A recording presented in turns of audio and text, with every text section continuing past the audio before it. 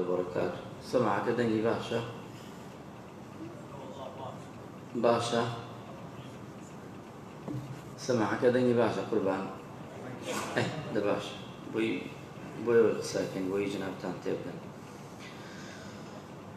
ئەمڕۆچینە خزمەتی بابەتێکی تر بە عنوانی ئەوەی بابەتی ئادابەکان معلومی جەنابتان هەمە عەسران دانیشین باسی بابەتەکانەکەین ئینشاءالله. بابەتی مزگەوت ئەچینە خزمەتی ئەم بابەتە ئینشاءالله. تەبعاً مزگەوت یەکێکە لە شوێنە پیرۆزەکان و یەکێکە لە ماڵەکانی خوای پەروەردگار. خوای پەروەردگارە فەرمێ وأن المساجد لله فلا تدعوا مع الله أحدا. واتە مزگەوتەکان لە سەرزەوی خوایە و بۆ خوا کراوە و هی خواشە، نابێ کەسی تر خۆی بکاتە خاوەنی. ئەوە گرنگە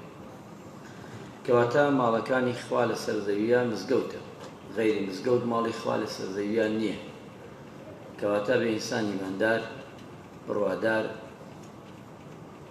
مزگەوت شوێنێکە ئەوەیە کە ذکر و یادی خوای پەروەردگاری تیاکرێ. في بيوت أذن الله أن ترفع ويذكر فيه اسمه. ئەو شوێنەیە کە یادی خوای گەورەی تیاکرێ، ذکری خوای تیاکرێ، چاکە و باشەی تیاکرێ، بە تایبەتی عیبادەتی خوای پەروەردگاری تیاکرێ. چونکە مزگەوت زۆر گرنگە موسڵمان ئازەکە، هیچ شتێ ناگەیەتە ئەندازەی مزگەوت. زۆر جار خەڵکێکی لێ بڵێ مزگەوت فڵان شت لە مزگەوت باشترە. ئێستا بەیەکەوە کەمێ مقارنەی بۆ چکیەکەین بزان مزگەوت خەیری لە هەموو دام و دەستگایەک باشترە یان دام و دەستگایەک خەیری لە مزگەوت باشترە. مزگەوت ماڵێکە بۆ هەموو کەسێک نییە کە سوود لە مزگەوت وەرنەگرێت بێ ئەوەی هیچی لێ بسێنێت. ئێستا قوتابخانە، ئێمە مناڵەکانمانێن بۆ قوتابخانە، هەتا حکومەت موچە نەداتە ئەو مامۆستایانە ئەلفوبێ فێر نابێ مناڵەکەی کە لەو مەکتەبە. وایە دەی پارە مەدە مامۆستا بزانین کێ دەرزێدا لە ڕێی خوا لەو مەکتەبە هەیە شتی وە نایدا. خەستەخانە دە موچەی مەدەرێ با بینا سەد بینا بکە موچەی مەدەرێ بزان کەس ئامادەی بێ دەرزێ بدا لە تۆ نایدا. ئەی مزگەوت موچەی مەدەرێ ناڕوا دەڕێەوە، ماڵەکانی خوای سە جەنابتان نایبەن بڕێەوە، خەڵک تەعمیری ناکە، خەڵک پاکی ناکە، خەڵک خزمەتی ناکە، خەڵک چەندێک خەڵک سوودمەندە. تۆ بێ بەس ئەم مانگە لە ساڵێکە یەک مانگ ڕەمەزان ئیحسایی بکە لە مزگەوتەکانی کوردستانە چەندێک خەڵک سوودمەند ئەبێ لەم مانگەدا، بێژگە لە نوێژ بێژگە لە عیبادەت. باس نوێژ ناکەین، باس عیبادەت ناکەین. چەند گەورەیەکە لەسەر ئەرکی جوان، پەیمانگایەکی جوانە مزگەوت مەڵبەندێکی ڕاگەیاندنی ئاگاداریەکی جوانە. سە تۆ گەرەکە دەنگت بگێتە ئەم شارە لە مزگەوتێکە توانی بیگەینی، هەموو دنیا گوێت لێگری، هەموو دنیا دێتە دەمت، هەموو دنیا لەگەڵتایە. ئەمە گرینگە چونکە ئێمە مزگەوت ئەوە نیە هەر ئێمە بین دوور کات نوێژ بکەین و بڕۆین و تەواو. ئەگەر وا بێ ئەو مزگەوتەکە لە جێگای خۆی نەماوە، ئەرکەکەی خۆی بە جوانی ئەنجام نادا، لە شوێنی تر ئەبێ پارە بدەیتە خەڵک تێوەلات، لە مزگەوت پارە نادەیتە خەڵک خۆی تێ. بەرا جومعەکان پارە دێتە کەس، گشتی خۆی نایە، نوێژەکان خۆی نایە. کەواتە چونکە ماڵی خوایە کەس خاوەنی نییە. بۆیە مزگەوت زۆر گرنگە. ئینسان ئەبێ قەدری ئەم مزگەوتە لای ئێمە زۆر گەورە بێ. مزگەوت مڵکی خوایە بۆ هەموو کەسێکە، بۆ تاک، بۆ کۆمەڵ، بۆ هەمووی، بۆ مشتەمە. سوێنی خوارد وتی تەلاقم کەوتە بێ پیاوەکە هەتا ئێوارە ئەگەر لە ماڵا بمێنیتەوە نابێ بمێنیتەوە.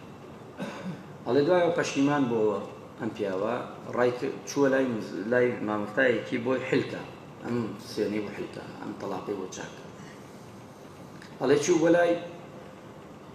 وتی ئاوام وتووە چی بکەم، وتی لە ماڵ تا مزگەوت هەیە، وتی شوێنێک مێ مزگەوت دەوتی ژنەکەت با بچێتەوە مزگەوتە، چونکە ئەو مزگەوتەی ماڵتە ماڵتو نیە، ماڵ خوایە، تەلاقی دەست ناکە. چی گەورە بێ چی بچووک بێ ئەوە کێشە نییە. تۆ ئەگەر ناتوانانی لە شارە مزگەوت کە لە لادەیەکا بیکە، ئاواییەک 100 مەتریە بکە مزگەوت، لە گەڕەکێکا 100 مەتریە بکە مزگەوت با نوێژی تیا بکرێ. لە شوێنێکا گەیتە دەشتا یەک بەردە نوێژێ بکە با دوو کەس نوێژی لەسەر کا خێری تۆ بکە لەوەی ئەو بەردە نوێژە خوا حسابی بکە بە مزگەوتی کەس نازانێت ئەو ئافرەتە نەبوو خشتێکی هێنا وتی بەس ئەمەم هەیە خستێ ناو مزگەوتەکە و پاشانش خوای گەورە لێ وەرگرت و بۆ لێشی خۆش کەواتە زۆر گرنگە ئینسان بایەخدا بە مزگەوت ئاوەدانکردنەوەی مزگەوت ئەمە گرنگە مسلمانە قەت دڵت تەنگ نەبێ مزگەوت چەنی ئاوەدان بکرێ بێژە الحەمدولیلا سوپاس بخۆ چونکە دوای ئێمە لێ ئەم مزگەوتە بەشی خەڵک نەکا تو سێر ئێستا مەکە مزگەوت نابێ سەری بڕۆ بکەیت نازانی لەوەی لەوێ ساڵی تر بێتە سەر ئەم مزگەوتە ئەبێ ئەوەی تریشی بۆ درێژکەی تۆڵە بگەی پێی کەس نازانێ ماڵ خوایە چەندێک شوێنی بێمان کەمە چونکە ئاجور پاداشتی تۆیە زۆر جار ئەگەی لاگرین بە یەکەوە من و تۆ ناتوانین مزگەوتی لێ دروستکەین بەس ئەتوانین شوێنی نوێژخوێنان چاکەین ئەگەر ئێستا ئێمە ئەگە شوێنی نوێژخوێنان یەک نەفەر زیاد بکەین ئەو نەفرە تا هاتێ نوێژەکە چۆن خاوەن ئەم مزگەوتە ئاجور پاداشتی نووسا ئێمەش بەشدارین لەو خێرەکە کردومان بەشداری هیچ فەرقی نییە ئەو پیاوە شوێنەکەی کردووە ئێمەش تعمیرمان کردووە ئەوە گرنگە بۆیە تعمیرکردنی مزگەوت بەردەوام پێمان بکرێت لەگەڵ یابی بۆی فراوانی مزگەوت خۆشی مزگەوت چاکی مزگەوت باشی مزگەوت ئەوە گرنگە چونکە بتێنێتە ئەمڕۆ مزگەوت ئەگەر شتەکانی نەبێ خەڵک نایە بۆ ناوی ئێستا ئیم شەو ئەم ئیشایە سبلتەکان بکشێنەوە کەس نایە بۆ مزگەوت فەرشەکەی باش نەبێ نایە خۆمە سەحابە ئاسان نییە سەر بناخدا ناو قڕ کێ ئامادەیە لەبان ئەو سەوەش نوێژکان نەخۆڵ کێمان هەیە کەس ئامادە نییە کێمان هەیە لەژێر نەک سەقری سانەویان لەژێر چینکوان نوێژکەین ئەیکەی نێمە ناکرێ هەندێک شتەیە کە باسەکەین ئەبێ تێبگەین لێ کابرای مامۆستا بوونێت ئەمە ئینەکەیت بەخوا لە زمان سەحابەوا بوو ئەجا لە زمان سەحابە وتۆی کەی پێغەمبەریان سێ ڕۆژێکی بەستووە ڕۆژیشی کردووە ئێمە خۆخۆم بگێت ێوارەژین لە برسا مەدینە فەرقی زۆرە مشتانە ئێمە و سەحابە و پێغەمبەر صلی الله عليه وسلم جیاوازترە مەدام هەشە مەدام هەیە بۆ نەیکەین برا مەدام هەیە خەڵک خێرەکە خێرەومەندەیە با بیکەین با ماڵەکانی خوا حتا پێمان نەکرێ ئەبێ جوانتر بێت چونکە ئەمە ماڵ رجل متعلق قلبه متعلق بالمساجد یەکێ لەو حەوتاق مەکان لەژێر عەرشی خوایە لە ڕۆژی قیامەت هیچ سێبەرێک نییە جگە سێبەری خوا نەبێ کەسێکە دڵی بەستراوە بە مزگەوتەوە یعنی کەسێ مزگەوتی خۆشگەرەک حەز ئەکا معدەل لە مزگەوتا بێ بمێنێتەوە دڵی بە مزگەوتە کرد نوێژەکە ڕایژە خوای یان نوێژەکەی تر بێ بگەڕێنەوە ئەمە هەر کەسێ مزگەوتی خۆشگەرەک بێ لە ڕۆژی قیامەتە بانیەکەن فەرموو بچۆ ژێر سێبەری عەرشی خوایە دووەمیان فراوانکردنی مزگەوت ئاوەدانکردنی ئەوەی بەشی تعمیر ئەکرێ جێە بەڵام لەگەڵەوە ئاوەدانکردنی بە عیبادەت ئەوە گرینگە بە عیبادەت زیاتر بە نوێژکردن بە زکرکردن بە محاضەرە بە وتەی باش بۆ نمونە بە حەلەقەی زکر بە قورئان خوێندن ئەمانە گرینگە ئێستا مزگەوتە گە 4 کات بکەین و بڕۆین دەشت ئێمە حەقمان نەداوە ئەبێ جارجار دانیشین ئاو بە یەکەوە جارجار دانیشین ختمەیە بکەین دوای ڕەمەزانیش هەر بۆ خۆمان یان زەمانکە دابنین ختمەیە بکەین خۆمان بین بێتاقەت بووین بین لە مزگەوتا بمێنینەوە هەفتەی ڕۆژێ تاقێ سەعاتێ بمێنینەوە بۆ خۆمان دیسە زیاتر دڵخۆشکەرە هەر کەسێک مزگەوتێ بکە بەڵام بەچی ئەژێ بە قەدەری هێلانەی کۆترێک ها پێغەمبەریانە فەرمێ صلی الله علیه وسلم یعنی بە قەدەری حەز زۆر بچووکە لێنایی بڵێن کۆتر چەندێکە زۆر بچکە ئەوانەیە پێغەمبەریانە فەرمێ بەنی الله له بەیتەن فی الجەنە خوای گەورە ماڵێکی بۆ دروستەکە لە بەهەشتا بە گوێرەی ئەندازەی ئەو ماڵە تەبەن ئەوە بچووک نییە ئەو ماڵە خوای گەورە ڕەحمەتی زۆر ئەمە تەبەرانی و کەسەکانش سقن و بە صەحیح هاتووە ئەم حەدیثەی کە باسەکەین دوایینە سێبیان ڕازاندنەوەی مزگەوت ئەمە کارەبای مزگەوت ئاوی مزگەوت سەماعی مزگەوت سەماعەت وەگە خەریکی نەبی مزگەوت سەماعەکەی لادەتر مزگەوت نامێنێ کەسکی گوێی لێیش نییە بەس ئابێ لەگەڵ سەماعەکەشە مڕاعەتی بکەیت تیایدا بۆی ئازاری مسڵمانان نەدەن تیایە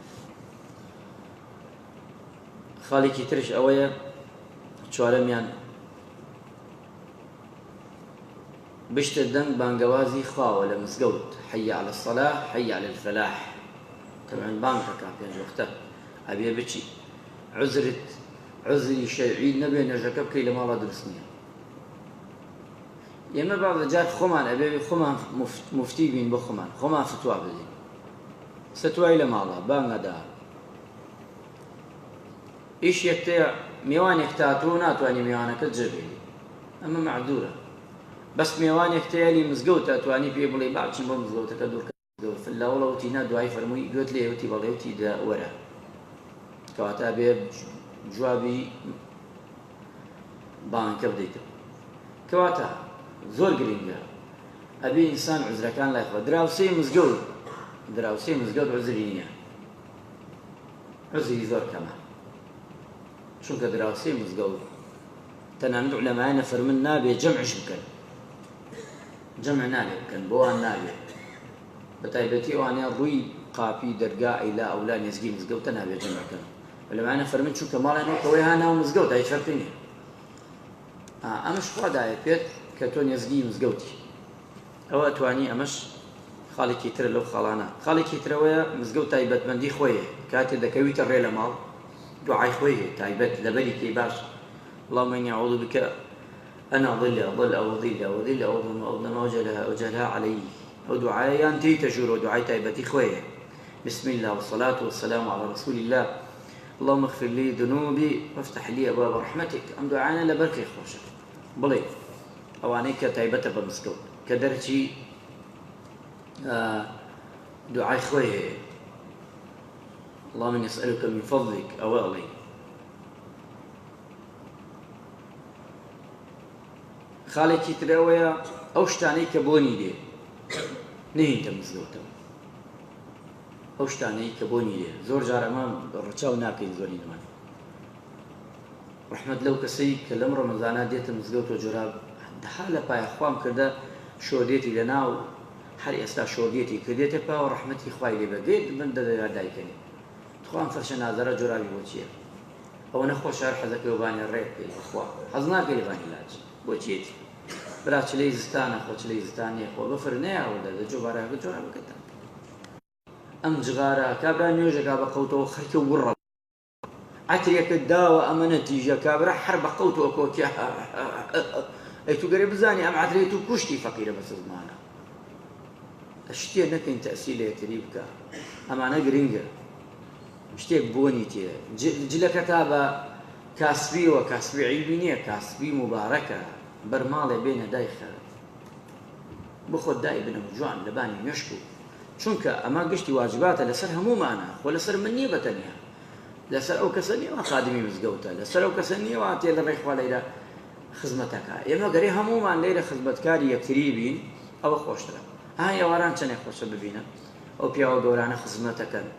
دەم ساعت دوعایان بۆ بکەن ئەو گەنجە جوانانە بڵێن کوڕم ڕۆڵە بە تایبەتی ئەم پیاوە ڕیشتیانە زۆر گرنگە دوعایەوە خوا ڕدی ناکاتەوە بڵێن ڕۆڵە کوڕم یا ڕەبی ئەمە درێژ بی یا ڕەبی تەمەنت پڕ خێر بێ کوڕم گەنجە جوانەکە خوای گەورە سەرکەوتوت بکە لە ئیمتیحانەکانتە پیاوە گەورەکان خزمەتەکەم بڵێن خوای گەورە جەزاتان داتۆ برا خوا خێرتان بنووسێ خوا لێتان ڕازی بێ خوا لەوە ڕازی بێ هاوردی خوا لەوە ڕازی بێ داینا خوا لەوە ڕازی بێ وای خوا ئەی دەکەمێ دوعای خێر بکۆ پارەی تێ ناچێ برا ئەی برا پارەی تێ چێ لەوێ ئەم دوعای تۆ خوا قبوڵی کا بەسە گرنگە دەستخۆشی لە یەکتری بکەین خۆشە کابرا چێ برا کابرا هیسەیەکی وەک مامۆستا حەسەن بۆ نمونە چی مەجوورە خزمەت من و تۆ بکا بەڕی سپیەوە کێ درەمێکی پێدا کێ دیان کاک ئەحمەد فڵان ئەو گەنجە جوانانە گشتیان چی مەجوورە برا دیناری کێ دەنێ نە بەڵام ئەم هاتووە تەتەوعاً فی الله ئامادەیە و خزمەت بکا و فەئەتێت بەردەوام لە مزگەوتایە و ئەیدە وەڵڵی سەد جار بێژی خوا لێت ڕازی بێ خوا مەحوجا من گەنجەکان یەک دوعایان بۆ بکەم بەردەوام کەن هەر گەنجێک ئیش بکا لە مزگەوتم خوایە بۆ خاتری ناوە جوانەکە کچێکی چاک و باش و ساڵحان بکەیتە نەسیبی جا ئەمەنە پێیان خۆشە بەردەوام گەنجەکان ئەم دوعایان بۆ بکەم خوایە بۆ خاتری ناوە جوانەکان کچێکی ڕێک و پاک و جوان و باش و بەدڵی خۆی یا ڕەبی بکەیتە هاوسەی ئەی پێی خۆشە ئەمە گرنگە بۆیە ئەوانە ئەم دوعانە ئەبێتە نەشاتێ بۆی من ئەو کاک ئەحمەد وتمە پێی گەنجەکان بەردەوام هەر گەنجێ خزمەتەکە لە ماڵە مەیە لە هەفتەی ئیشەکە بین بانی کە شتێکی بۆ بسێنە با دڵی خۆش بێ معەلەق بێ بە مزگەوتەوە ئێمە چیمانێ برا شوێنی ترێ بەخوا چن دوایی بۆ چایخانەکان ئەچن بۆ شوێنە خراپەکان ئەچن خەریک تلیاکە بن خەری حەشیشا بن خەری شتی خراپە بن خوا پەناماندا خەڵک دەستیان نەگرێ ئەیان با ئەگەر ئێمە دەستیان نەگرین و دڵیان نەدەینەوە و لەگەڵ خۆمانە معەلەقیان نەکەین و دڵیان نەدەین و بە قورئان ئەمان دوای گشتیان ئەڕۆن کە ڕۆیشتن ئەو کاتە ماڵ ئێرانە بین بە تایبەت خەڵێکی ترەوەیە هاتیتە مزگەوتەوە تحت المەسجد دەکەین باش ئەیکەینە دەر خاڵ و ڕاوەستی هاتیتە مزگەوتەوە نابێ دانیشیت ئەبێ دوور کات نوێژ بکەیت دانیشتی ترە ماسی دانیشتی تر نەیگەرەکە دوور کاتە بکەیت پێغەمبەری نازدار سەڵ سەلەم جومعەیە کرد کە براتە ناو جومعە هاتە ژوورەوە دانیشت پێغەمبەری خوا فەرمووی قۆم هەستە هەر لەسەر میمبەرەکەوتی هەستە دوور کات نوێژکە دامەنیشە چونکە ئەم ماڵە ڕێزیە لای خوا هاتیتە ناوە ڕێزی ئەم ماڵە ئەوەیە دوور کات نوێژ بکەیت نابێ دانیشتی لا بێ چی بکەیت دوور کات ئەگەر دانیشتی لە فکر چوو تەواو ئەو دوور کاتە تر نەیگەرە هەستی بکەیتەوە حەدیسەکەەوە فەرمێت تایدا خاڵێکی ترە وتمان ئەو شتانەی کە بۆنی تێ و پیساییە پاکە بەڵام بۆنی تێ ئەزیەت مسلماناندا نەیکەی باشە ڕاگرتنی پاک و خاوێنی ئەوش گرنگە پاک و خاوێنی بە دەرەجەیەک زۆر گرنگە لە مزگەوتە ئەبێ ئەوش یەکێکە لە ئەولیاتی بێژین کارە چاکەکان و باشەکان پاک و خاوێنی گرنگە سەر ئاوەکان بوو لە ڕووجەنابتان پاکەینەوە پیاوچاکان ئەمەیشیان بووە شوێنی دەستنوێژەکان دەژم بۆ درەنگ دەی ژە با کەس لە مزگەوت نەبێ من بۆ خوا ئیشەکەم با بەس خوا بیبینێ گەنجەکان زۆر جا دانشن هەڵێمە ئەوی شێژە مامۆستاوازی لێوێرە با هەمووی چۆڵی بکە چۆڵی کرد دەرگاکەگرین ئەمجا ئیشەکانەکەین ئیمەدام ئێوە بۆ خوایکەین با خوا بیبینێ ئێتخوا ئەم گەنجە جوانانە ئەم قسانە بکەن خواگیان چۆن وەری ناگرێ یعنی چنێ جوانە ئەم گەنجە جوانە کە خزمەتی ماڵی خواکەن چونکە خزمەتکردنی ماڵی خوا زۆر گەورەیە کۆتایی دێنین بەو قسەی پێغەمبەری خوا صلی الله علیه و سلم بوو ڕەشپێس بوو خزمەتی ماڵی خوایە کاتێ وەفاتی کرد پێغەمبەری خوا نەیزانی دوایە پێیان وت پێغەمبەری خوا وتی قەبرەکەم پێ پیشاندن قەبرەکەیان پێ پیشاندا ڕۆیشت لەسەر قەبرەکەی نوێژی کرد پێغەمبەری خوا صلی الله علیه و سلم پێغەمبەری خوا ئەمەی فەرموو بەس ئەمەی گێڕین و حەدیسەکە درێژە فەرمووی هەموو قەبرێ تاریکە کە من نوێژم کرد لەسەری ڕووناک دەبێتەوە قەبری ئەم ژنە ئێستا وەک ڕۆژی نیمەڕۆوایە ئەو ئافرەتە کە بەتەمەنە ئەو ئافرەتە کە ڕەشپێستە ئەم ئافرەتەکە پشتی کۆمەوە بووە گزی لێدا لە ماڵی خوایە گەورەترین خێر ئەفەرمێی سەر قەبرەکەی ڕووناکەوە یعنی سێرکە پێغەمبەری خوا لەسەر قەبر نوێژ ناکات لەسەر کەس دروستش نییە نوێژ بکەین بەڵام ئەمە حاڵەتێکی تایبەتمەندیە لە ناوە هەموو حادیسەکانە چونکە کارەکەی ئەم ژنە زۆر گەورە بووە پێغەمبەری خوا صلی الله علیه و سلم کارێکی گەورەی بۆ پیشاندا کارێک بوو هەمومان فێرەکە کەواتە بۆیە پێغەمبەریانە فەرمیە هەر تۆزێکی مزگەوت بدا لە گیانت لە کەلپەلەکەت لە جەستەکەت ئەو شوێنە ئاگری جەهەنەم نایستێنێ هەر پیسایە بدا لە شوێنێکت لەبەرخوا پاکی کەیتەوە ئەو شوێنە ئاگر نایستێنێ سێ چنێ گرنگە زۆر جار لەوێ من غافڵ بین لەمەدا خوای گەورە ڕەحمان لێ بکە عاقبەت خێرمان بکە لەشمان سەر عیبادەتمان لێ وەرگری ڕەمەزانمان لێ وەرگری خوای عیبادەتی شەو ڕۆژمان لێ وەرگری ئەمە فەقیرین خوایە خۆ ترازوەکانمان قرسکەی یا ڕەبی ترازووی چاکە ترازووی خراپەکانمان سووکەیتەوە و لێمان خۆشبی لەو گوناحانەی کە دەیکەین دەزانین و نازانین خوای ڕەحم بە هەموو لایەکمان بکەی